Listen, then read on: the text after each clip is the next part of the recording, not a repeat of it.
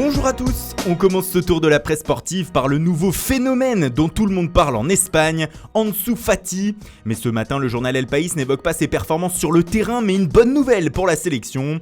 En effet, hier, le Conseil des ministres espagnols aurait approuvé la demande de naturalisation du joueur de 16 ans.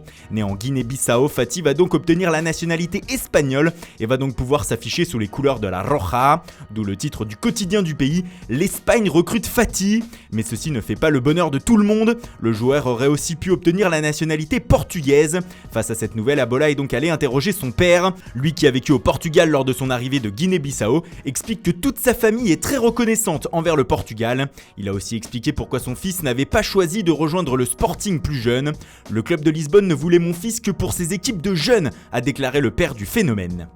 Ansu Fati qui fait l'objet d'une ligne sur la une de Mundo Deportivo avec son actualité. En effet, le joueur de 16 ans est présélectionné pour le mondial U17 avec l'Espagne en octobre. Il pourrait donc manquer au Barça dans les prochaines semaines. Mais les Catalans ne semblent pas s'en faire, surtout que Lionel Messi est de retour aujourd'hui pour le match des Barcelonais à Granada.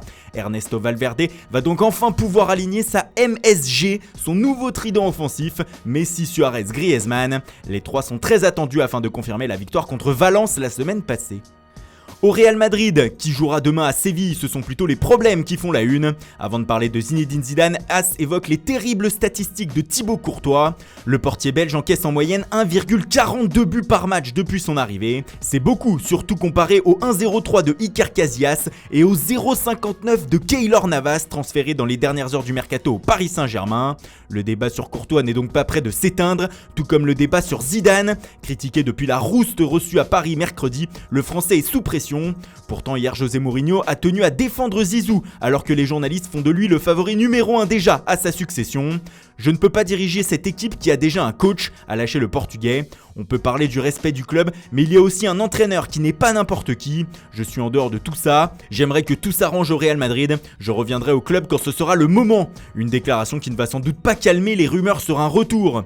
Mais Mourinho ne serait pas le seul sur la shortlist madrilène en cas de faux pas de Zidane. Selon le Quotidiano Sportivo du jour, Massimiliano Allegri, l'ancien coach de la Juventus Turin, serait aussi à l'affût pour remplacer le Français. Libre actuellement, l'Italien espère retrouver un club très vite après son départ de Turin. Mundo Deportivo rapporte aussi sur son site internet que Florentino Pérez penserait également à Xabi Alonso, l'ancien de la maison qui entraîne actuellement la réserve de la Real Sociedad. Bref, le résultat du Real demain à Séville sera scruté de près. On reste dans l'actualité des coachs mais en Angleterre désormais. Alors que Manchester City reçoit cet après-midi Watford, Pep Guardiola a été interrogé sur le duel à distance avec Liverpool depuis l'an dernier. Et le coach espagnol a rendu hommage à Jürgen Klopp et son équipe, comme le rapporte le Daily Star. Pour lui, les Reds sont l'adversaire le plus puissant que j'ai rencontré dans ma carrière de manager. Ils ont absolument tout, le jeu, le positionnement, la contre-attaque, les coups de pied arrêtés, les transitions ou encore Anfield. Bref, Guardiola semble beaucoup respecter son dauphin de la saison passée. Et on termine en Italie où la Juventus a vu une bonne nouvelle arriver comme le rapporte Tuttosport ce matin. En effet, le conseil d'administration des Turinois aurait validé une augmentation du capital de 300 millions d'euros.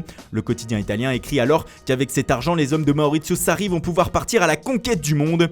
Mais avant cela, retour au pain quotidien de la Serie A cet après-midi avec la réception du Hellas Vérone à 18h. Voilà, c'est tout pour aujourd'hui. Merci pour votre fidélité. Bonne journée à tous et rendez-vous dès demain matin pour une nouvelle revue de presse.